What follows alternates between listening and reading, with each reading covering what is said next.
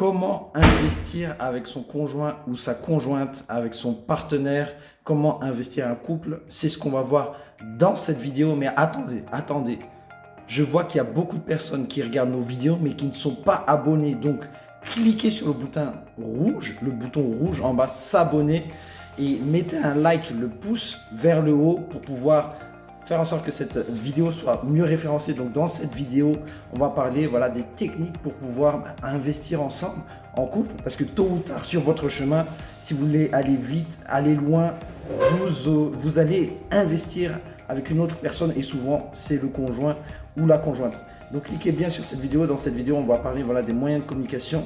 J'investis également avec ma conjointe et là, comme vous pouvez l'entendre, j'ai la voix cassée parce que je suis en train d'assister à un séminaire justement sur la relation de couple et j'ai vu qu'il y a quelques clés que je n'utilisais pas et qui ont créé beaucoup de friction au sein du couple pour investir ensemble parce que j'ai pas utilisé ces clés et je me suis dit, comme c'est à chaud, ce serait une bonne idée de vous les partager. Donc restez bien jusqu'à la fin de la vidéo, ce sera très enrichissant.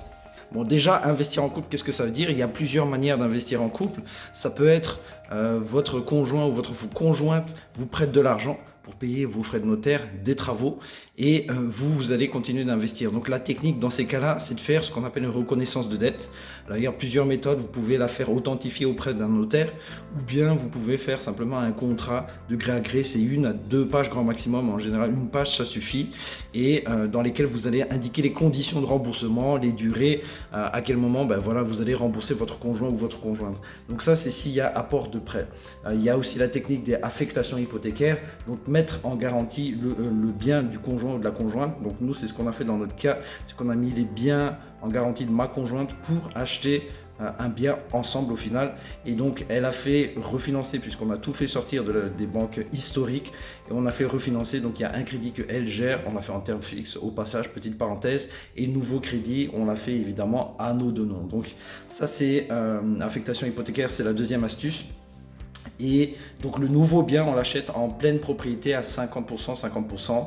De nouveau, là, il y a plein de choses qui est possible de faire. Vous pouvez faire aussi des clauses d'accroissement, mais l'idée, c'est qu'on est à 50% en pleine propriété. Après, vous pouvez avoir des arrangements, usufruit, il y en a un qui exploite, il y a l'autre qui est propriétaire. Usufruit, nue propriété, moi, je suis plutôt partisan de 50-50% parce que ma conjointe a aussi ce mindset d'investir. Donc ça, c'est très important. Et si on part du principe assez classique, 50 pleine propriété pour cent une personne, 50% l'autre personne, pour moi, la première chose à faire, ce qui est très important, c'est de définir quels seront les rôles de chacun dans cet achat. Donc, qui va s'occuper des travaux, qui va s'occuper des suivis, comment vous allez percevoir les loyers. Bon, en général, tout ça, c'est 50-50. Mais en fonction de votre planning, de votre gestion du temps, trouver des accords et mettre ça vraiment sur papier. Ok, pour pas revenir en arrière et dire ah toi tu as dit ça, toi tu as dit ça. Non, c'était sur papier, c'est clair. Pour moi, ça c'est très important. Donc être très clair dès le départ, qui va faire quoi et les sommes d'argent, où est-ce qu'elles vont être mises et qui va donner quoi. Donc vraiment être le plus clair possible, c'est très important. Ensuite, il y a toute la gestion du projet en elle-même. Donc une fois que vous allez signer les actes, comment est-ce que vous allez gérer tout ça? Alors pour moi, ça dépend de votre relation. C'est beaucoup dans les énergies masculines et énergies féminines. Il peut y avoir un leader, il peut y avoir un suiveur. Peut-être que vous allez emprunter de l'argent, mais que votre conjoint ou votre conjointe, elle s'en fout complètement. Et ici, on va rentrer dans des clés pour faire en sorte que la communication, pour que la relation soit la plus fluide possible.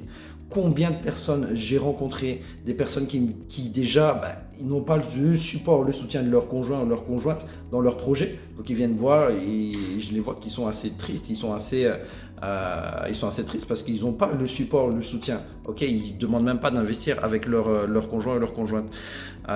Donc on va voir aussi les astuces. Donc c'est important de savoir s'il y a un leader. Je vois ma conjointe ici qui me regarde.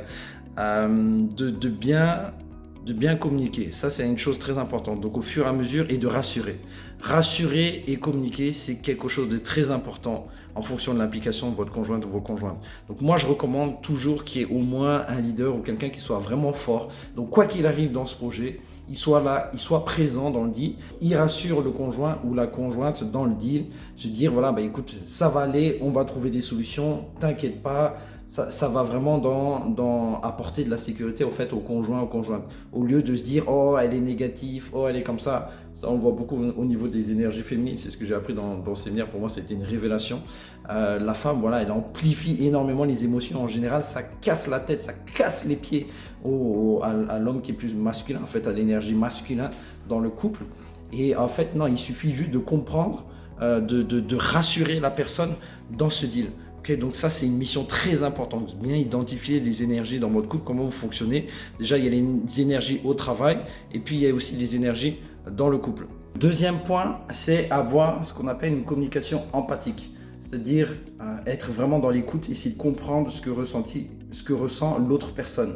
Donc s'il y a une personne qui a, par exemple, qui commence à paniquer et dire « Oh, il y a un problème d'assurance, oh, les voisins, ils nous font chier, oh, l'entrepreneur nous a arnaqué », vous devez, voilà, pas déjà peut-être respirer, ok, avoir un peu de recul par rapport à cette situation, toujours être présent, surtout pour l'homme. L'homme doit être présent dans ce deal, il ne doit pas fuir, il faut les affronter et surtout il faut écouter votre conjoint, comment elle se ressent. Parce que peut-être qu'un petit problème dans votre deal, de votre point de vue, est un gros problème pour elle. Donc nous, on a eu ça vraiment dans notre cas concret et j'ai fait l'erreur justement à certains moments de fuir parce que pour moi, c'était pas un si gros problème. En fait, le souci, c'est que j'avais pas suffisamment d'écoute empathique et elle se sentait pas comprise. Donc ça, c'est un point très très important, surtout pour messieurs ou les personnes qui ont l'énergie masculine dans votre couple. Donc il y a, premier point, sécurité, rassurer votre partenaire. Deuxième point, l'écoute empathique. Et pour moi, à mon sens, le troisième point, ne pas oublier de lui donner de l'attention tout le temps à votre conjoint. Parce que c'est vrai que souvent, nous les hommes, on est focus sur des choses, on est monotâche. On sait être focus que sur soit l'immobilier, soit le travail, soit quelque chose. Et en fait, tout est lié. Donc si vous lui manquez d'attention, peut-être qu'elle va se sentir déjà incomprise, peut-être qu'elle va se sentir moins en sécurité parce que vous ne donnez pas l'attention. Donc vous devez donner, ne pas oublier de donner l'attention, même si c'est focus, même si c'est difficile. Et moi, à mon sens, c'est vraiment le rôle de l'homme.